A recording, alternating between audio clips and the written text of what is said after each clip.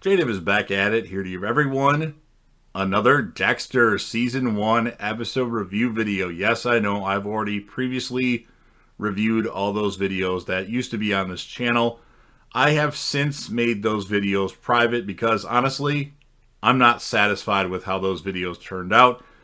It was the first major project that I did on this channel. I mean, I had been doing reviews of the newest episodes of The Walking Dead. That was more of a weekly thing when that was on. This was more of a daily thing that I was doing, and the video quality was absolutely atrocious. Number one, I was using my webcam's microphone, which webcam microphones suck. And number two, I was recording my videos at night and hardly using any light. In addition to the audio being terrible, it was just terrible quality, and I feel like I want to rectify that, just like they wanted to rectify the Dexter Season 8 ending with Dexter New Blood, and to some, they made the ending even worse. I don't know. I kind of like both endings, actually, in my own opinion. So, what I want to do is re-review all those episodes of Dexter.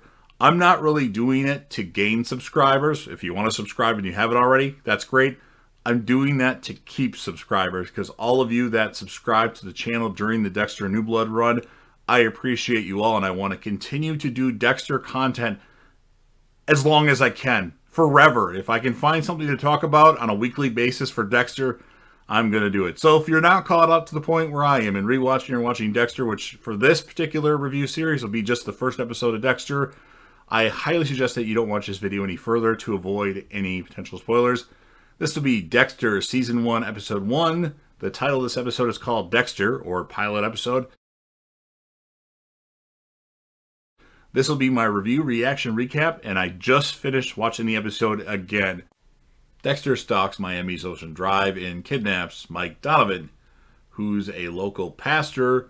Dexter takes Donovan to a remote cabin in the Everglades, and then he confronts Donovan with evidence of the serial murders of young boys. And then after being sedated, Donovan awakes to find himself strapped to a table, the famous table, not necessarily the same table, but get him on my table and he'll be mine to find. Dexter collects, of course, a sample of Donovan's blood and puts it in a blood slide before he proceeds to kill him. And then after dumping the remains, Dexter narrates that he is not sure why he feels the need to kill and believes he is emotionally detached from other people. Back at his apartment, he stores the blood slide containing Donovan's blood in a case with other blood slides of other previous victims that Dexter's had.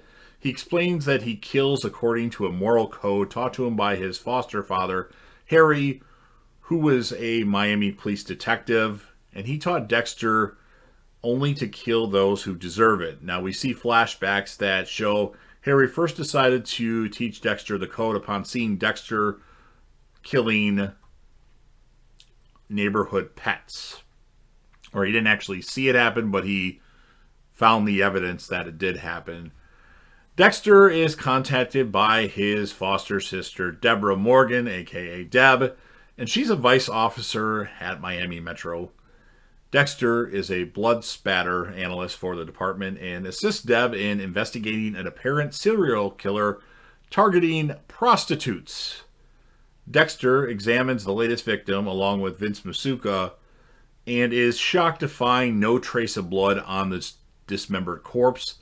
At the police station, he discusses another murder case being handled by James Dokes, who's a detective with Miami Metro, and he dislikes him as well. Or he's the only one that dislikes him, I should say.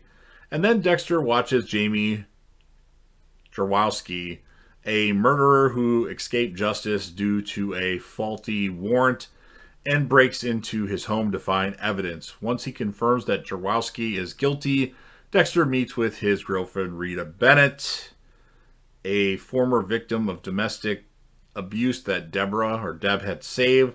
Rita, of course, has two kids, Aster, Cody, and then while on a date with Rita, Dexter finds another murder scene with no traces of blood. This time the victim's head is missing. Dexter comes up with a theory that the killer murders his victims in an extreme cold, explaining the absence of blood, and might be using a stolen refrigerated truck. Or maybe it doesn't have to be stolen, in my opinion. But nonetheless, Dexter allows Deb to pitch the theory, but their supervisor, Maria LaGuerta, dismisses it completely. Dexter captures Jarrowski, and then he admits his guilt and explains that he has no remorse for his act. Dexter responds by saying he has no remorse for what he's going to do to him. And then after killing Jarrowski, he drives to see Rita, but is sidetracked when he sees a refrigerated truck. Dexter follows this truck, and the driver throws a severed head at his car.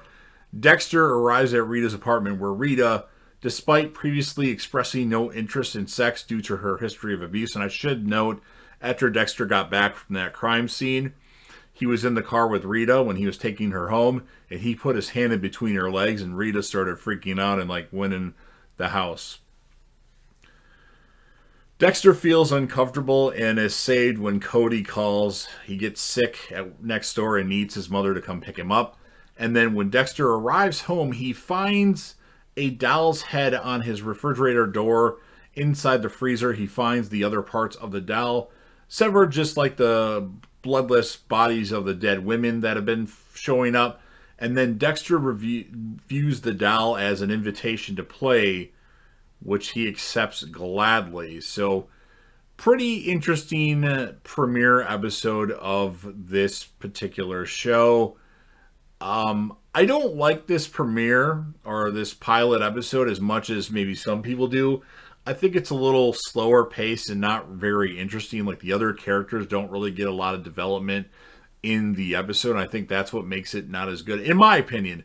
Some of you may think it's the greatest thing ever. It took me a few episodes to get into Dexter. Honestly, I think episode 9 is when I started really focusing on it. I think that's the one where he goes to the hotel room. But maybe upon this rewatch, I'll pinpoint exactly where I liked it. So as far as the standout character of the episode, obviously Dexter Morgan, he's awesome. And I'd say James Dokes was kind of interesting because why? Out of all the people at the station, Dokes is the one that doesn't like Dexter and is creeped out by him. And as far as the score of the episode, I'm going to give it a 7.5 out of 10. Again, maybe that would seem a little low to some of you, but that's just how I see it. So you've heard what I've had to say. Now it's your turn. If you're a fan of Dexter or Dexter New Blood, aside from the endings of both shows, and you like the stuff that you've seen on JDev TV thus far, and to help with the YouTube algorithm, go ahead and smash that like button. If you want to share this video across any of your social media platforms, or maybe with that friend that you know that loves Dexter, go ahead and share the video. Don't forget to sound off in the comments section about your thoughts on the episode. What would you rate the episode? Who would you say is the standout character of the episode? If you can remember, and I'm going to try to only do a couple of these videos a week to let people catch up if you're going to rewatch it with me. And then, of course, last but certainly not least, obviously the goal is to grow the channel. I'm redoing these videos simply to show my love for all the people that subscribe to the channel during Dexter New Blood. So if you haven't subscribed already, it would help me out a lot. If you want to, that's great. Subscribe to the channel, join the team, show your damn support, and of course be a part of something special. And JDev will return.